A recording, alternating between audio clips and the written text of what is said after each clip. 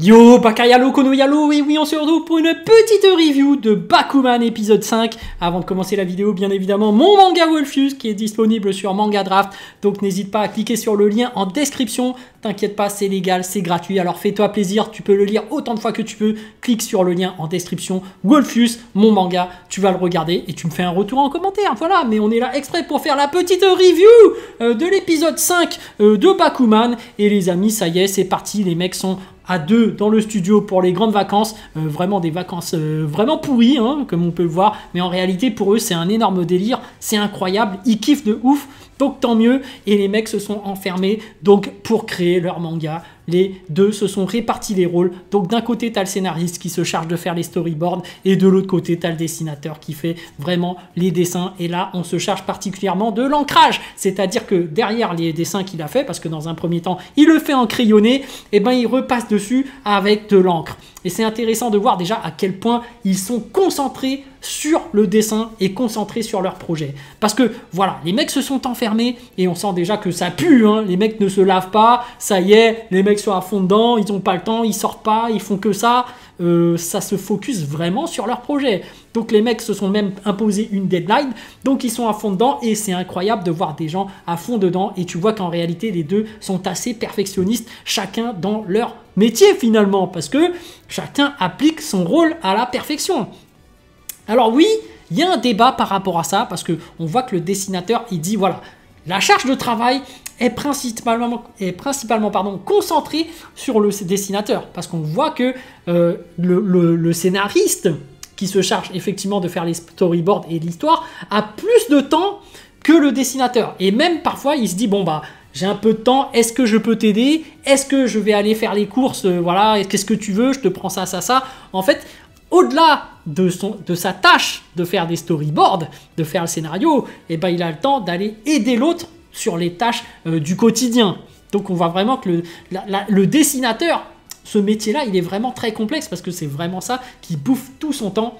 Et tu vois que là, au niveau de l'ancrage, bah, il est en train de se perfectionner, de progresser, mais ça bouffe énormément de temps. Et c'est intéressant parce que on voit comment les deux travaillent. D'un côté, tu en as un qui est jamais satisfait de son dessin, et de l'autre, tu en as un qui n'est jamais satisfait de son scénario. Et en même temps, les deux, bah, ils jalousent les autres mangaka parce qu'ils n'hésitent pas à regarder pour prendre exemple sur les autres. Et il y a même un concurrent qui a 15 ans, il regarde ce qu'il fait et il fait « Oh putain le bâtard, lui il dessine super bien, son dessin est super beau. » Et l'autre il dit « Putain son scénario il est ouf, on a du plein sur la planche. » Donc c'est intéressant de voir cette concurrence au sein même de chez les mangaka et à quel point les gens travaillent et à quel point ils s'organisent.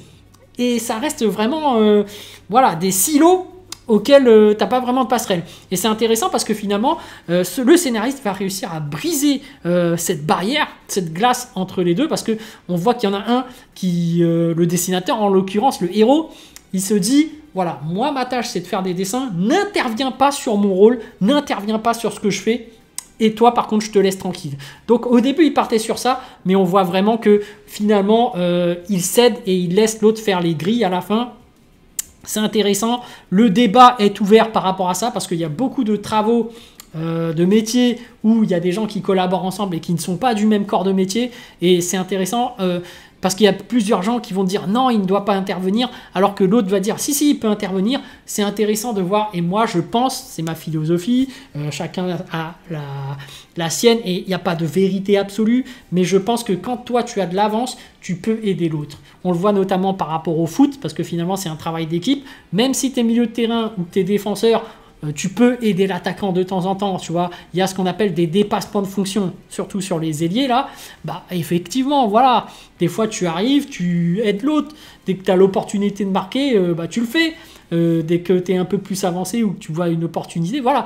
Ça joue vachement sur le feeling aussi, hein. Des fois le placement, etc. Et je pense que c'est ça aussi par rapport au dessin. Alors effectivement, moi par rapport à Wolfius c'est différent parce qu'on n'est pas en direct, et c'est ça l'avantage je pense d'être en direct physiquement, c'est que dès que tu vois que l'autre qui est en difficulté, tu peux aller peut-être l'aider, tu vois, tu te dis bon écoute je peux t'aider et tout, alors que nous on travaille plus à distance maintenant, donc et en plus c'est plus les dessins comme avant. C'est-à-dire que maintenant, ça se passe par tablette. Maintenant, tu utilises Procreate. Tu n'utilises plus les dessins classiques où tu dois faire des grilles, tout ça. Donc, ça te fait en plus gagner du temps. Le métier de dessinateur est différent. Il est peut-être facilité par les nouvelles technologies, mais il est différent. Il n'est pas forcément plus facile parce qu'il y a une certaine maîtrise des nouveaux outils. En réalité, c'est censé être plus facile. Mais une maîtrise des nouveaux outils, de nouveaux logiciels, donc normalement, c'est censé te faciliter, c'est censé être plus facile. Mais du coup, ça ne te permet pas aux gens de travailler sur le même truc. À moins de trouver une application synchronisée, peut-être qu'un jour, il y aura un Procreate, un peu comme le Google Doc, où les gens peuvent dessiner tous en même temps sur le même dessin. Mais franchement, je pense que les dessinateurs pèteraient un cap parce que, en réalité, quand tu dessines, tu vois, tu as ta propre manière de dessiner et tu as ton propre style. Donc, si jamais il y a quelqu'un qui arrive et qui dessine en même temps par-dessus, ça peut être bizarre. Mais d'un autre côté, tu as des assistants. Donc voilà, je connais pas assez le métier, mais ça peut être intéressant peut-être d'avoir un logiciel synchronisé où les gens peuvent en temps réel dessiner sur la même page. Je raconte de la merde peut-être, mais voilà. Bon bref, un épisode super intéressant où on voit les deux qui collaborent, on voit leur façon de travailler et on voit vraiment qu'ils font vraiment beaucoup d'heures sup. Si on peut appeler ça des heures sup, parce qu'ils ont l'air de travailler 24 heures sur 24, les mecs se lèvent, direct ils se mettent à bosser, ils se mettent direct à dessiner, et direct l'autre il se met à faire des scénarios, et boum, après le soir, bah, les mecs limite à 24 heures, ils sont encore là à minuit, je veux dire, ils sont encore là au taquet en train de bosser, les mecs prenaient des douches, hein, au bout d'un moment, ça va commencer à sentir, mais c'est ça aussi le problème, c'est que en réalité, quand tu as des gens qui ne prennent pas de douche et qui sont à fond dedans, même leur odorat s'habitue à la puanteur et c'est ça le gros problème. Ça doit sentir l'enfermé chez eux. Mais bref, par rapport à cet épisode, on voit aussi qu'il y a une autre histoire d'amour qui se prépare pour laisser un autre enjeu au sein de l'histoire. C'est par rapport au premier de la classe, là, celui le binoclard, qui rencontre une autre meuf qui en plus est la pote de la promise du héros. Donc du coup, on sent qu'il y a un petit truc qui se passe entre les deux.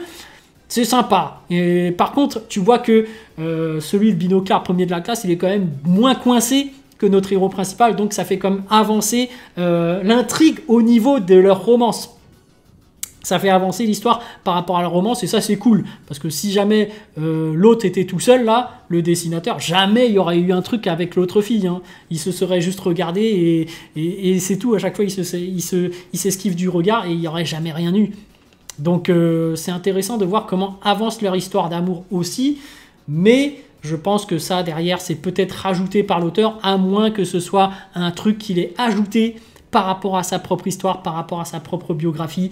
C'est intéressant de voir, peut-être que lui aussi il avait un pote et que du coup avec son pote les deux convoitaient deux meufs qui étaient potes et du coup peut-être qu'il y avait un délire comme ça, on ne sait pas. Donc on sait très bien que chez les dessinateurs souvent ça fait du storyboard, ça fait du storytelling, c'est-à-dire que ça raconte leur vie et derrière quand ils racontent leur vie, bah, y a des gens qui peuvent s'identifier et je pense que peut-être que c'est un truc qui arrive chez les dessinateurs. Et bref, épisode intéressant mais surtout centré sur le travail d'équipe, surtout sur le travail eux-mêmes, parce que là on voit vraiment qu'il faut fournir des efforts pour arriver à produire, et c'est ça vraiment pour réaliser un manga, c'est très compliqué, il faut du temps, il faut du travail d'équipe, et on voit vraiment que toute la charge de travail est sur le dessinateur. Donc comment faire en sorte pour alléger le travail du dessinateur?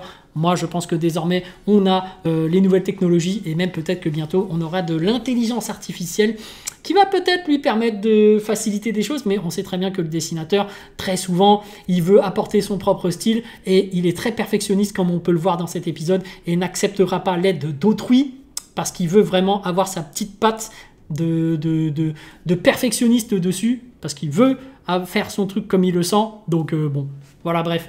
Mais très bel épisode. Voilà, moi j'aime bien. Mais au final, il n'y a pas tant de choses que ça à raconter, excepté qu'ils travaillent ensemble.